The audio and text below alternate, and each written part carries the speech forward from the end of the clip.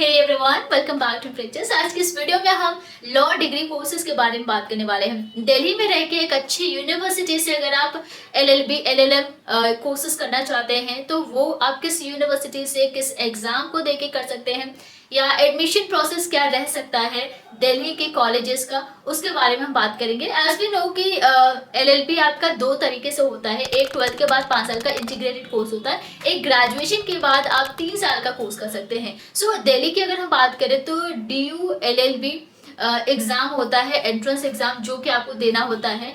दिल्ली में आपके 3 सेंटर्स हैं, यानी कि दिल्ली यूनिवर्सिटी का जो लॉ फैकल्टी है उसमें LLB LLM एंड MCL भी होता है। MCL फॉरेनर्स के लिए है, बट यहाँ पे फॉरेनर्स को एग्जामिनेशन नहीं देना है, विदाउट एंट्रेंस एडमिशन ले सकते हैं मेरिट के बेसिस पे, इंडिविजुअल मेरिट बनता है उनका। सो PhD भी होता है, बट यहाँ पे हम LLB एंड LLM के बारे में बात करेंगे, ठीक है। सो जो लॉ सेंटर्स है, एक आपका कैंपस लॉ सेंटर है, लॉ सेंटर 1, लॉ सेंटर 2। सो इन तीनों ही सेंटर्स में क्लासेस होते हैं। मॉर्निंग एंड इवनिंग शिफ्ट भी है यहाँ पे। सो बहुत इजी हो जाता है उन स्टूडेंट्स या उन कैंडिडेट्स के लिए जो ऑलरेडी किसी न किसी कंपनी में काम कर रहे हैं, या कोई सेल्फ एम्प्लॉयड है, किसी ऑक्यूपेशन या कोई बिजनेस कर रहे हैं। आप सभी इजीली यहाँ पे LLM कर सकते हैं।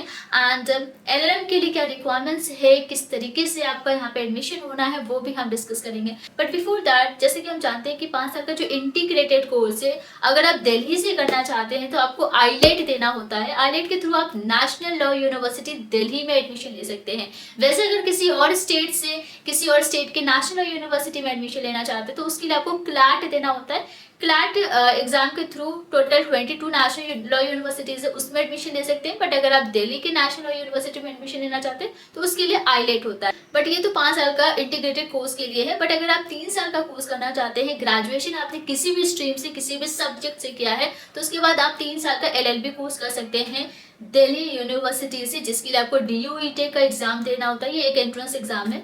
तो आइए स्टार्ट करते हैं आज का। सो दिल्ली यूनिवर्सिटी में लॉ फैकल्टी काफी अच्छा है, एंड इसके साथ साथ आपको हॉस्टल फैसिलिटीज मिल जाती है मेल एंड फीमेल्स के लिए, बॉयज एंड गर्ल्स दोनों के लिए हॉस्टल फैसिलिटी है, चाहे आप LLB कर रहे हो, LLM कर रहे हो, MCL कर रहे हो, या फिर आप PhD कर रहे हो, ठीक है। सबसे पहले हम LLB की बात करते हैं।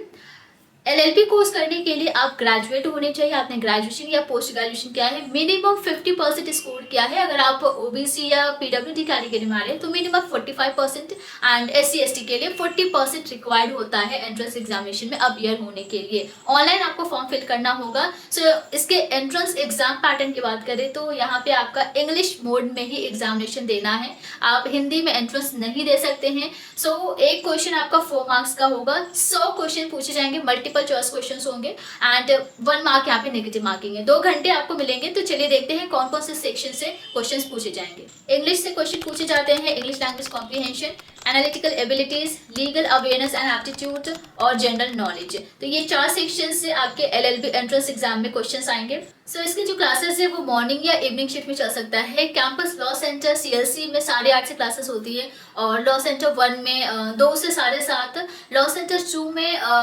8 से 2 बजे तक। सो इस तरीके से क्लासेस होती है। एंड यहाँ पे आप इस कोर्स के साथ, यानी कि LLB के साथ साथ कोई प्रोफेशनल अदर कोर्सेज नहीं कर सकते हैं except language courses from Delhi university. Like अगर आप CA CS कर रहे हैं तो उस केस में LLB डिग्री साथ में परस्यू नहीं कर पाओगे, ठीक है। बट दिल्ली यूनिवर्सिटी से कोई लैंग्वेज कोर्स कर रहे हो तो आप LLB कर सकते हो रेगुलर।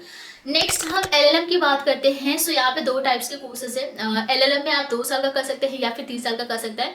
अगर आप एक स्टूडेंट है, रेगुलर कोर्स करना चाहते हैं तो आपको 2 साल का LLM करना चाहिए। अगर आप एक प्रोफेशनल हैं, आप किसी प्रोफेशन में हैं, आप कोई बिजनेस कर रहे हैं या किसी ट्रेड में है, कोई एक एम्प्लॉयर है, तो आपको रेगुलर कोर्स नहीं करना है, आपको ये 3 साल का LLM कोर्स करना होता है। सो क्वालिफिकेशन की बात करते हैं तो आपने लॉ में ग्रेजुएशन किया है, आपने 3 साल का या फिर 5 साल का इंटीग्रेटेड LLB किया है, कम से कम 50% होनी चाहिए।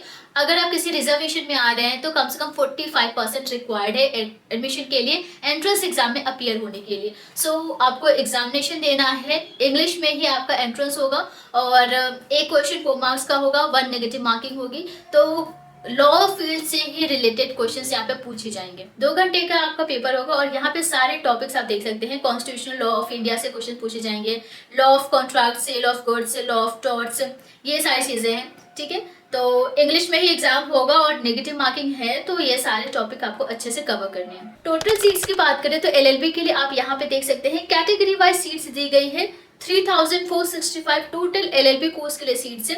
एलएलएम के लिए 150 सीट है एंड पीएचडी अगर आप करना चाहते हो तो उसके लिए टोटल 65 सीट्स हैं एंड अगर आप फॉरेन नेशनल से तो 10 एमसीएल की सीट्स यहाँ पे रहेगी।